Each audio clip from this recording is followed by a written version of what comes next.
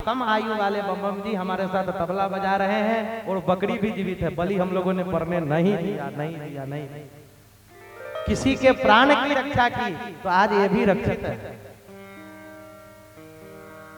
किसी को मारकर अपने बेटे के लिए किसी की बलि देना, याद रखो कभी शांति नहीं मिलेगी। आज जिस बच्चे के लिए तुम बलि दे रही हो, अगले बार उसी बच्चे की बलि चढ़ जाएगी, रोड एक्सीडेंट में मारा जाएगा, अकाल मृत्यु को प्राप्त होगा। विषमाप्तो कालो ही व्यतिक्रम, स्पष्ट लिखा कि आप किसी को बलि से दोगे, किसी का मन्नत बलि उतारोगे, उसका प्रयोजन ये हो जाएगा कि अगली बार में उसके खानदान में एक पीढ़ी दूसरे पीढ़ी में नाश हो जाएगा। और देख लेना जो बलि का मन्नत मानते हैं उनके घर में क्या दशा होती, वंश रुक जाता है, नहीं होने वाला, समझ लो। और हद तो तब होती यार, मैया कहीं काली कहीं कोई माई का लाल पढ़ाए तो हमें सही कि मैया कहती कि हमें बकरी खिलाओ, कोई नहीं बता सकता। अरे एक माँ, काली का रूप कैसा है तुम ही लोग। अच्छा राम जी को बकरी चढ़ सकता है कि नहीं ये बताओ, हम जो पूछ रहे हैं स्पष्ट बताओ। राम जी को बकरी चढ़ा सकती हो? जोर से बोलो। नहीं ना चढ़ा सकती। कृष्ण को बकरी नहीं चढ़ा सकती, काली को चढ़ा सकते हैं कि नहीं चढ़ा सकते? अरे अभी हमने बोला इसलिए नहीं, मन में क्या था वो बताओ। चढ़ा सकते हैं ऐसा जानती हो ना? हाँ काली खाती है ऐसा, लेकिन हम सिद्ध करें, सिद्ध कर दें। आप ही लोग नवरात्रि करती हो और आरती गाती हो, किसी से पूछो कि भाई साहब ये आदमी कौन है, तो तुम कहो कि ये मेरे मामा है। दूसरा आदमी आके कहे कि इसके बाप का साला है। तीसरा आदमी कहे मेरी मैया का भाई है।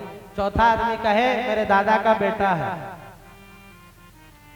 चार संबंध हो सकते हैं, लेकिन आदमी एक ही है।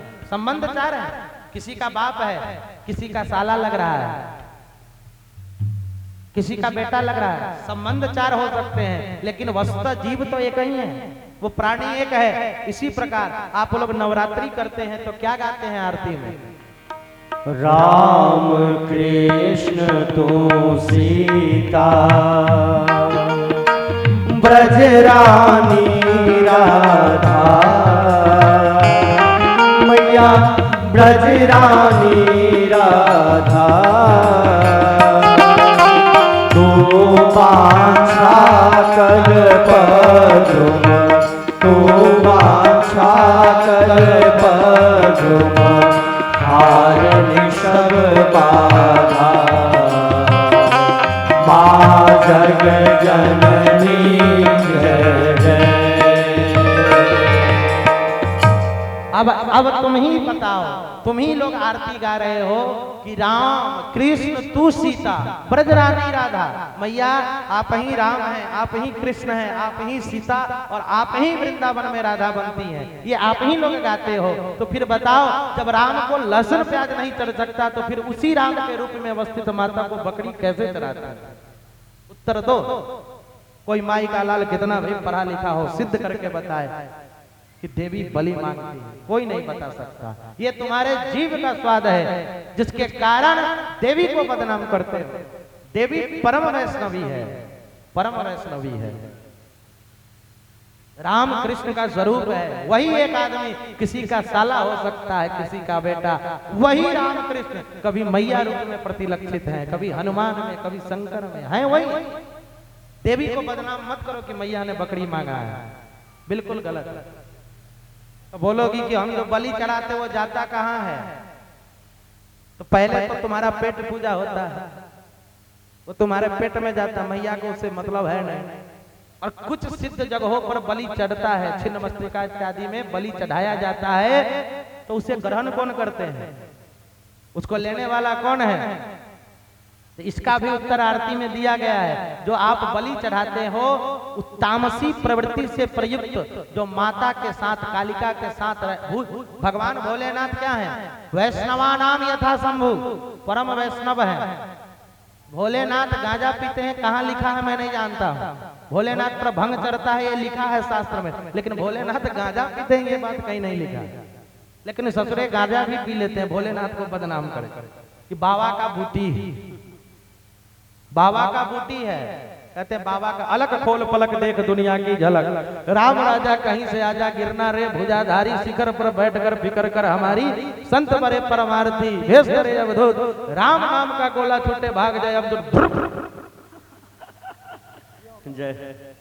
ये मंत्र है गांजा पीने वालों का। हम पीते नहीं है लेकिन जानते हैं। तो बाबा ने गांजा नहीं पिया है कभी।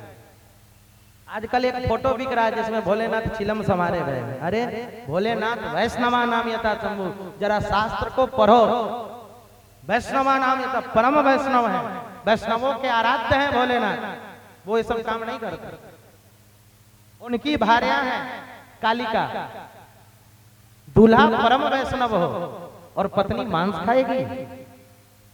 काली कौन है? वैसी पार्वती से तो प्रकट है, पार्वती का ही रूप है। तो बताओ, सतवती सती स्त्रियां में था। शिव पुराण में मैया पार्वती कह रही हैं कि मैं भोलेनाथ की वृत्ति से इस प्रकार जुड़ी हूं कि भोलेनाथ जो कहेंगे वही करती हूं। भोलेनाथ मांस मदिरा नहीं पाते, परम वैष्णव है, उनकी पत्नी मांस खा सकती है? बिल्कुल गलत बात है। हाथ उठाओ कितने लोग खाते हो, हाथ उठा दे। हमें मालूम है, हम एक एक को खड़ा करके बता सकते हैं। हाथ उठाओ। सब परम वैष्णव है, तब तो हम नीचे उतर के सबका चरण छुएंगे।